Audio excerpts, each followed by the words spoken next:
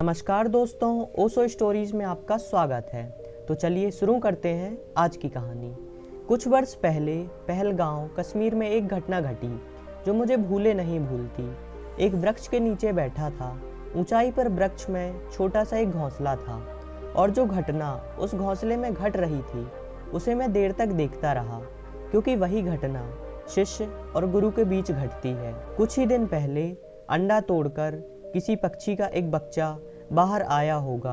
अभी भी वह बहुत छोटा है। उसके माता पिता दोनों कोशिश कर रहे हैं कि वह घोंसले पर पकड़ छोड़ दे और आकाश में उड़े।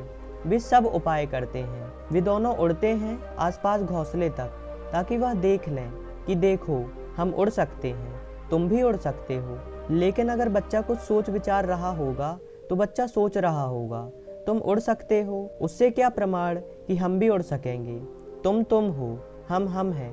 तुम्हारे पास पंख है माना, लेकिन मेरे पास पंख कहाँ हैं, क्योंकि पंखों का पता तो खुले आकाश में उड़ो तभी चलता है। उसके पहले पंखों का पता ही नहीं चल सकता। कैसे जानोगे कि तुम्हारे पास भी पंख हैं?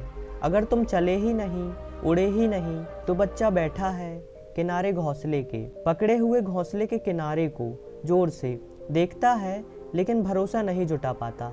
माँ बाप लौट आते हैं, फुसलाते हैं, प्यार करते हैं, लेकिन बच्चा भयभीत है। बच्चा घोंसले को पकड़े रहना चाहता है। वह ज्ञात है, वह जाना माना है, और छोटी जान और इतना बड़ा आकाश। घोंसला ठीक है, गर्म है, सब तरफ से सुरक्षित है। तूफान भी आ जाए तो भी कोई खतरा नहीं है। भीतर दुबक रहेंगे।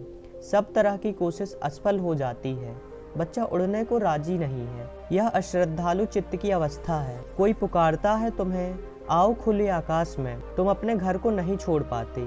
तुम अपने घोंसले को पकड़े हो।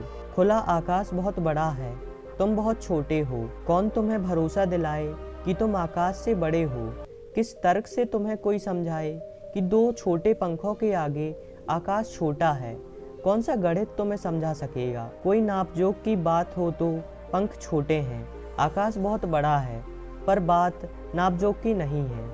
दो पंखों की सामर्थ्य उड़ने की सामर्थ्य है। बड़े से बड़े आकाश में उड़ा जा सकता है, और पंख पर भरोसा आ जाए तो आकाश शत्रु जैसा ना दिखाई पड़ेगा, स्वतंत्रता जैसा दिखाई पड़ेगा।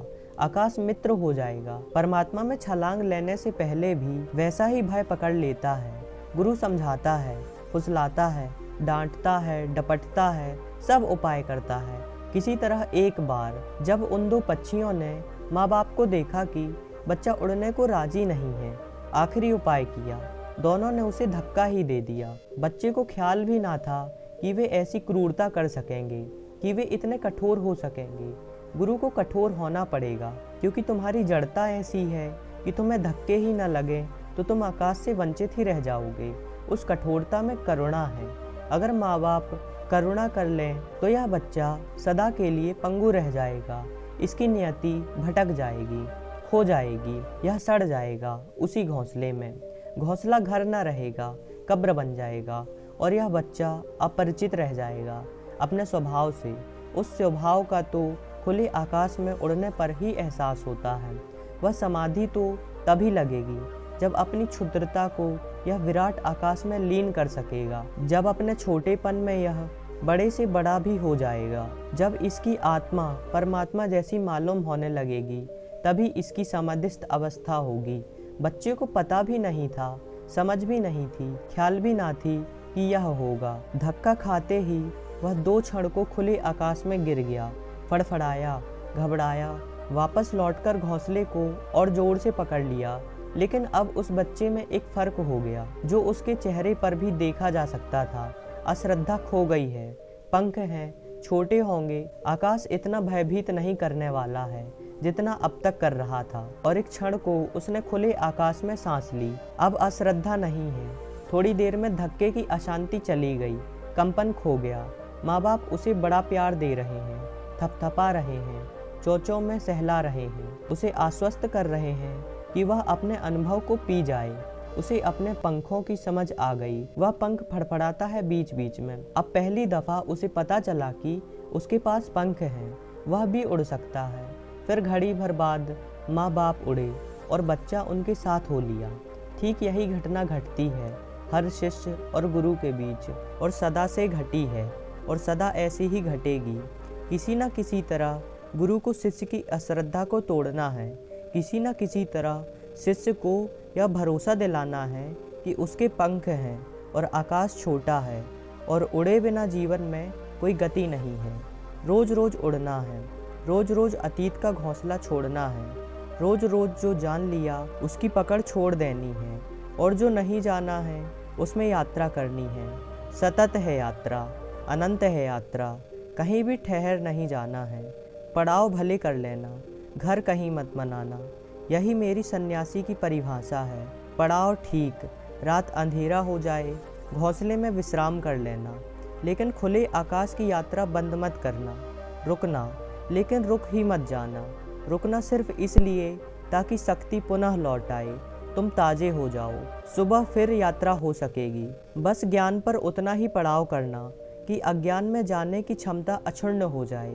ज्ञानी मत बनना, ज्ञानी बने तो घोंसला पकड़ गया। वही तो पंडित की परेशानी है, जो भी जान लेता है उसको पकड़ लेता है।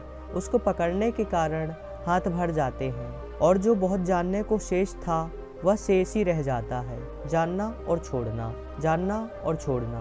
कहावत है, नेकी कर और कुएं में डाल। ठीक वैसा ही ज्ञान के साथ भी करना, जानो कुएं में डालो। तुम सदा अज्ञात की यात्रा पर बने रहना, तो ही एक दिन उस चिरंतन से मिलना होगा, क्योंकि वह चिरंतन अज्ञात ही है, अज्ञेय है, ओशो। तो दोस्तों, यदि यह कहानी आपको पसंद आई हो तो ओशो स्टोरीज़ इन हिंदी वाली प्लेलिस्ट ज़रूर विज़िट करिए और हमें बताइए कि ये कहानियाँ आपके जीवन पर कैसा असर डाल रही हैं। धन्यवाद दोस्तों।